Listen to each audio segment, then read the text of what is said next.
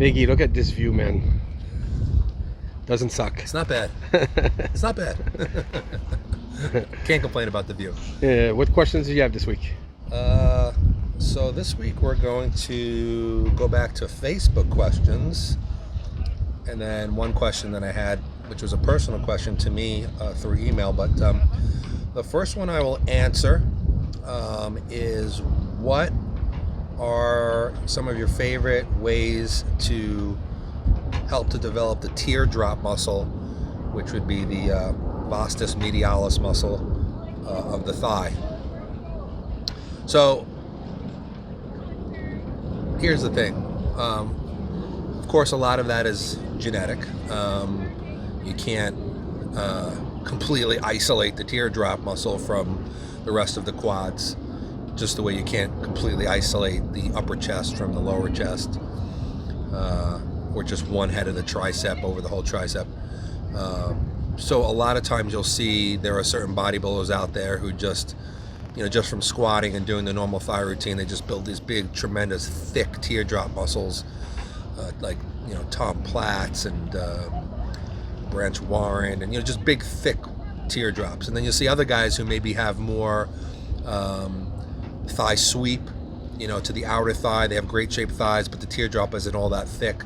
And again, that's just genetics. I mean, that's just how where the muscles originates and inserts, and how much muscle fibers you have in that area, and everything else that goes into genetic structure. But I've always believed that there are ways to affect more motor unit pools or muscle fibers in areas of a muscle by using certain movements or angles.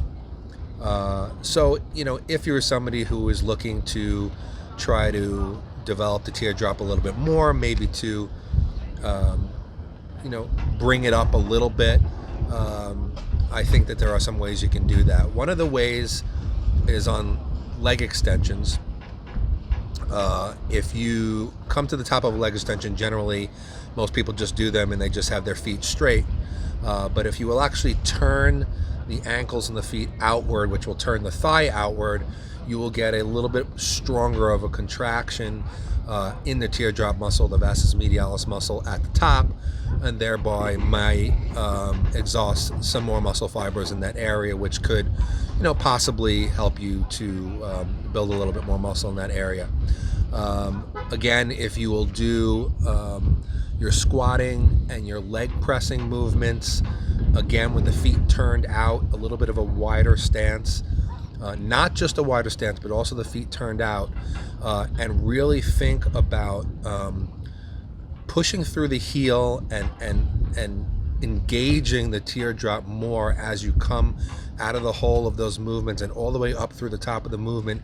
You'll actually feel it. I mean, the key is when you're done with the set, or even during the set, you'll actually feel more lactic acid burn, or you'll feel more exhaustion in the vastus medialis, and that's the way you're going to know that you're really connecting and doing it right. So if you'll turn the feet out and you have a little wider stance, you can also perhaps bring a little bit more of the vastus medialis into play. Another thing that I actually learned from one of the best coaches, I believe, on earth, even though he's now not with us anymore, Charles Poliquin, he also recommended that people do something called 1.5 reps. And 1.5 reps basically is when you're squatting or leg pressing, is you'll go all the way down to the bottom, preferably a little bit below parallel, and then you push out from the bottom only halfway up, and then you sink back down to the bottom again, and then you push to the top. And he believed in his work with his clients that by doing this, you actually use the vastus medialis very strongly in the beginning of a repetition, like through the first third or half of the repetition.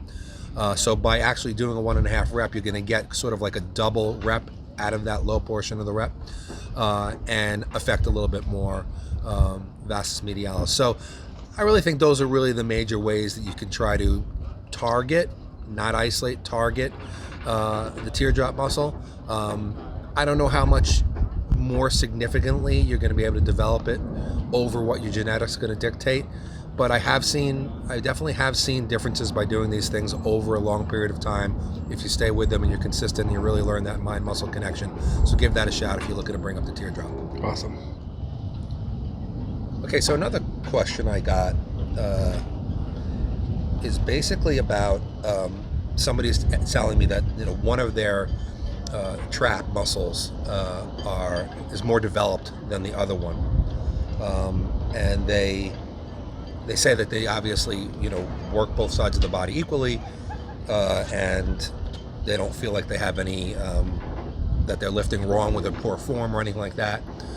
So how can they even out the traps? And what I'm going to say now pretty much would really fit for any muscle group, one bicep bigger than the other, or triceps, quads, anything. When you're in this position, now first of all, when I'm working with somebody, or if somebody complains of this with me, I usually ask them to send me a video of them doing some specific exercise, because I like to see, is there some sort of discrepancy in their form where they could possibly be using one side of the body over the other, because sometimes it's very, very subtle, and you may not see it yourself, but somebody who's experienced coach, physical therapist, or trainer will see some subtle difference in the way you're lifting, and that you're engaging one side of the body more than the other. You say that you're lifting evenly, so let's just say that your form looks good. One thing that could be going on, it could be possible that something's inhibiting the nervous system connection with the muscle, so that the muscle fibers on one side of the body aren't firing properly. That could be a chiropractic issue. It could be something that's off, that you can't see in your skeletal system, that's throwing you off, and that even though you think you're lifting evenly, there's something just interfering. So basically that one side of the body, in this case the trapezius, is working a lot harder than the other side. Or it might not even be that. It might just be, like I said, that there's just you're not getting those muscle contractions, full muscle contractions in that one side of the body. So what can you do about that? That's something that you would have to go and address with a physician. I would say a chiropractor, not just a general chiropractor, but somebody who specifically works with athletes, bodybuilders, and they really, really are, schooled in this, because I don't think just a general chiropractor would really know how to handle it. Or a really, really good physical therapist, he might be able to work with you as well. And whatever is off in your body, he may be able to, or he or she may be able to get you back to the point where the nerves start firing properly again, and then the development will start to even out. The only other thing I could really say is that sometimes you just need to work one side of the body in isolation from the other. So this could mean replacing some of the barbell movements that you do with dumbbell movements, just so that each side of the body has to work separately from the other, because no matter what, unless you're very, very experienced and really, really focusing on what you're doing, you may still be pulling or pushing harder with one side of the body when you're using a barbell, whether it be curls, whether it be shrugs, whether it be chest presses, anything. So if you're not already doing this, perhaps maybe start doing your shrugs more with dumbbells than with a barbell, just so that you will independently force both sides to work equally to lift the weight. Also, you may also need to do some extra sets for the weaker side, so you can easily do some dumbbell shrugs or some low cable shrugs or machine shrugs, just using the side of the body that is not as developed. And this could mean either adding some extra sets to the end of a workout, or perhaps maybe in another day in the week throw in just some isolated sets for that side of the body and see if that helps as well. That's pretty much the best bet that I can give you what's going on. If that stuff doesn't work, then I think it would be a good idea to go see a really good doctor and see if there's something off, because if there is something off, it can end up affecting your development completely from one side of the body to the other. And usually when there's one thing off, over time that ends up throwing off more and more things in the body until you're completely out of whack. So it definitely would be worth to get that checked out. Awesome. So this is a little bit different kind of a question that I was asked. Basically, somebody was, saying, they have been working in restaurants for most of their lives, don't really enjoy their work. They've always been interested in fitness, and they're thinking maybe, of transitioning from, just, I don't know what they do in the restaurant, but getting more into fitness and possibly being a trainer. So they're just asking me, coming from me, is it worth it? Is it worth it to get your certification and to go into that field? That's really hard for me to say. Is it worth it? I think it could be very well worth it if your passion is more. If you're not passionate about what you're doing, wherever it is that you're working, and you're just doing it every single day and you're feeling miserable, you know, it's a horrible experience. Even if you're making really good money, I know a lot of people who make a tremendous amount of money doing what they're doing, but they're still miserable. So, you know, I often say, like, you know, why do you still do it? You know, now I understand if they have a family they have to feed and they have things that they just have to make the money, but I think it's really sad when somebody does something for their life every single day and it makes them miserable, even if they're making a lot of money. So if you're, you know, working in a restaurant and you want to try the fitness, you know, thing, I think that's a good idea to get a certification. I would definitely look into something like the ISSA or the National Academy of Sports Medicine, or the really accredited personal training academies, because I think that those are the ones that get the most respect. Those are the ones that most gyms look for when they're hiring trainers. And I think the ones that are going to give you the best base of knowledge and feel confident in working with people. You know, I would say it's not the kind of thing that you would want to, you know, quit your job for right away. Maybe it's something you would want to start to do, get a certification, try to pick up a client or two on the side, see how it's going, see whether you really do like it, and see if it's something that you really can fully transition to and make a living with. But don't just leave your job and go to the other thing. Now, I started doing this from a very early age. It was almost like I started a personal training business almost right out of university. And started picking up clients and everything, but it's become a lot more competitive since then. So while there may have been only, you know, just say like a group of trainers in my area when I first started, now you go into any area and there's hundreds of trainers all over the place. So it's very competitive, and you have to set yourself apart. So definitely set yourself apart by getting a really good certification. Read in everything you possibly can on nutrition, training, read from different coaches, learn from different coaches, you know, read journal articles, learn some of the science, see what the scientific studies say about supplements and different training techniques and everything. Arm yourself as best as you can, and then slowly make the transition. You know, let people know you're a trainer, try to get some clients, maybe do some clients, you know, on the weekend, whatever. And if you see that you're doing well and you're enjoying it, then try to make the transition. But my opinion on this is that it really sucks to do things in life every single day that you dislike, even if you're making good money. I think it's better to just be able to make a decent living, but be happy what you're doing. So if that's what you want to do, I encourage it. Awesome. So I got this one on my email, and this is a personal question. I don't really usually answer too many personal stuff, but I thought this was an interesting question. Somebody asked me, they said, I see your articles all over the place. They said, I see your articles in, you know, magazines and websites and all kinds of stuff. There's all over. They see my pieces. How did I get started as a writer? What got me into it in the first place? And I think it's kind of a funny story, which is why I want to tell it, because I don't know how many years ago it was. I think it was all the way back in like the year 2000. And I was, you know, I read all the magazines, Muscle and Fitness and Flex and everything that was out there available, I read. And I started to notice a lot of the articles started to sound the same to me. A lot of them were just very like, do this many sets, do this many reps, do this exercise, do that exercise, and they all just kind of sounded the same. And I still loved them because I just loved to read and see different techniques and whatever. But I felt like, you know, that there was some entertainment value missing from articles. And I said, you know, I was a decent writer in high school and college. Let me see, like, you know, let me just look and see if any of these magazines accept, you know, just, you know, offerings from people who just want to send in an article, not expecting anything. So I went to Muscle Mag International and I saw that they had an address. Send your articles into this person, no guarantees or whatever.